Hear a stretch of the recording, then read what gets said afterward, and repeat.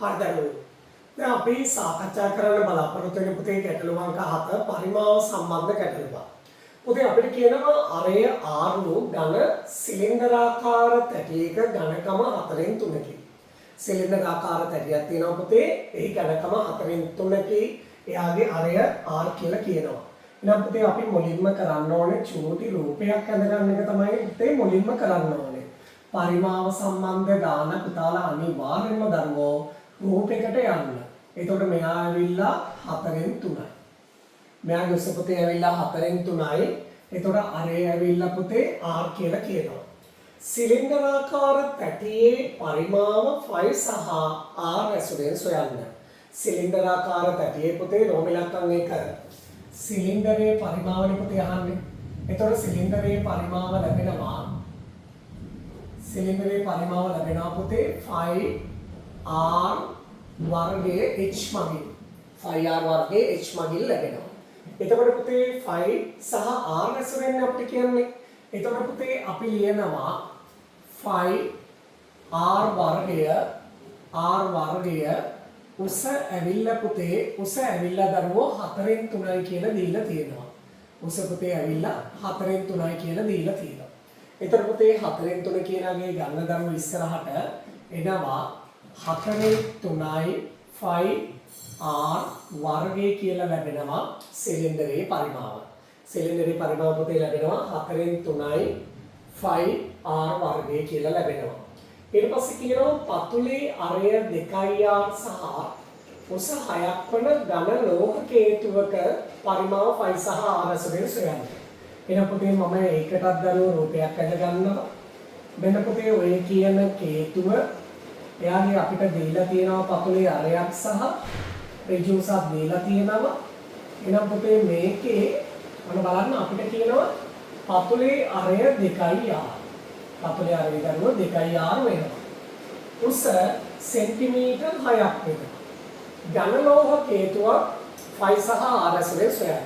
එහෙනම් පුතේ මම ඊළඟට හොයනවා කේතුවේ පරිමාව.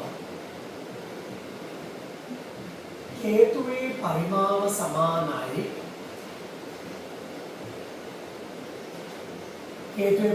සමානයි පුතේ 3න් 1යි 5r වර්ගය h 3න් 1යි 5r වර්ගය h.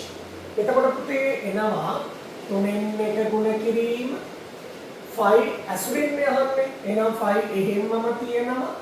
එතකොට පුතේ මෙයාගේ අරය ඇවිල්ලා අරය 2r නිසා r වර්ගය 2r වල වර්ගය උස ඇවිල්ලා පුතේ 6යි. උස දරුව ඇවිල්ලා 6යි. කියන පුතේ මේක සුළු කරන්න. 3ට 1යි 6ට 2යි. 3ට 1යි දරුවෝ 6ට 2යි. එතකොට ලැබෙනවා පුතේ 5 ගුණ කිරීම 2r වල වර්ගය. පුතේ 2r වල වර්ගය කියන්නේ පුතේ 4යි r වර්ගය උස 2යි. එතකොට දෙවරක් 4 පුතේ මේක සුළු වෙනවා. දෙවරක් 4 8යි 5r වර්ගය කියලා ලැබෙනවා පුතේ කේතුවේ පරිමාව. කේතුවේ පරිමාව ලැබෙනවා පුතේ 8යි 5r වර්ගය කියලා ලැබෙනවා. හොඳයි. ඊට පස්සේ අපිට කියනවා පුතේ මෙවැනි ලෝහ තැටි 12ක් පුහු කරලා. මෙවැනි ලෝහ තැටි පුතේ 12ක් පුහු කරලා ඉහත කේතුව සෑදීමේදී ඝන සෙන්ටිමීටර් 99ක පරිමාණය ඉතිරි වෙනවා. එහෙනම් අපි මෙතනින් ගන්න ඕනේ සමීකරණය. ඒතකොට සමීකරණය තමයි පුතේ මෙන්න මෙහෙමයි. ලෝහ තැටි එකක පරිමාව ඇවිල්ලා 4න් 3යි 5r වර්ගය. ලෝහ තැටි එකක පරිමාව පුතේ 4න් 3යි 5r වර්ගය. ඒ වගේ ඒවා 12ක් නේ.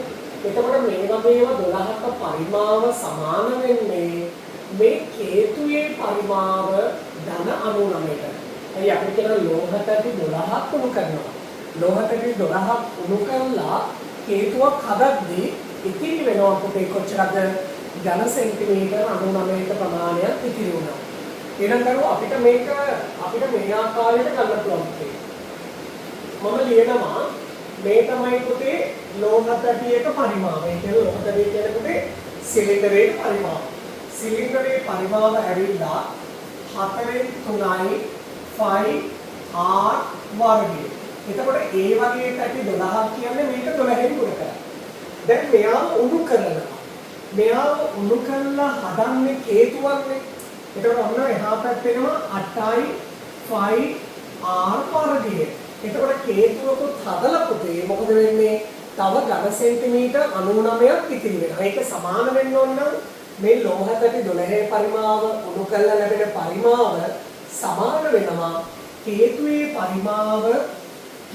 පරිමාව එකතු කිරීම ඝන සෙන්ටිමීටර් 99. ඝන සෙන්ටිමීටර් 99. ඔතේ අපි මේක දරුවෝ සුළු කරමු. අපි පුතාලා එහා පැත්තේ 8i5r වර්ගයේ මෙහෙට ගියේ. එතකොට එහා පැත්තේ 8i5r වර්ගයේ පුතේ මෙහෙට ගෙනාවම එනවා මේකත් එනවා 4න් 3යි 5r වර්ගය 4න් 3යි 5r වර්ගය මුලින්ම ගුණ කිරීම 12 දරුවෝ ගුණ කිරීම 12 එහා පැත්තෙන් එනවා ඍණ 8යි 5r වර්ගය සමානයි පුතේ 99ට සමානයි දරුවෝ 99ට. දැන් ඕගොල්ලෝ දන්නවා පුතේ මේ දෙන්න සුළු කරන්න නම් අපිට මේ දෙන්නගේ පොදු හරයක් ගන්න වෙනවා. ඒතර පුතේ 3 වරක් 12 කියන්නේ 36යි 5r වර්ගය බෙදීම 4 ඍණ 8යි 5r වර්ගය සමානයි 99. පුතේ 36 4න් බෙදෙනවා පුතේ 36 4න් බෙදෙනවා. ඒකට කීයද? මෙතන එනවා පුතේ 9යි 5r වර්ගය ඍණ 8යි 5r වර්ගය සමානයි දරුවෝ 99ට. සමානයි පුතේ 99ට.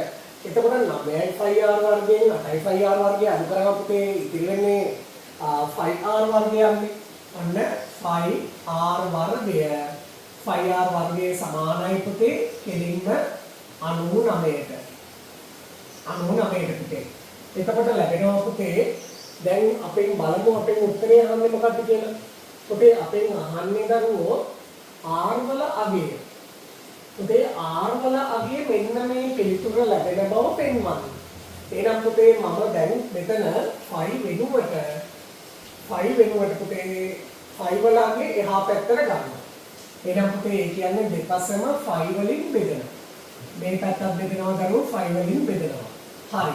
දැන් බලන්න පුතේ එතකොට 5ට 5 කැපෙනවා ලැබෙනවා r වර්ගය සමානයි 99 බෙදීම 5.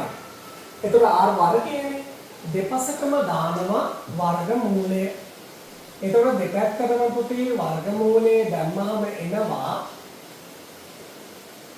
r වල වර්ගී වර්ගමූලය r සමානයි 99 ලියත හැකි පුතාලා 9 වරක් 11 කියලා බෙදීම 5.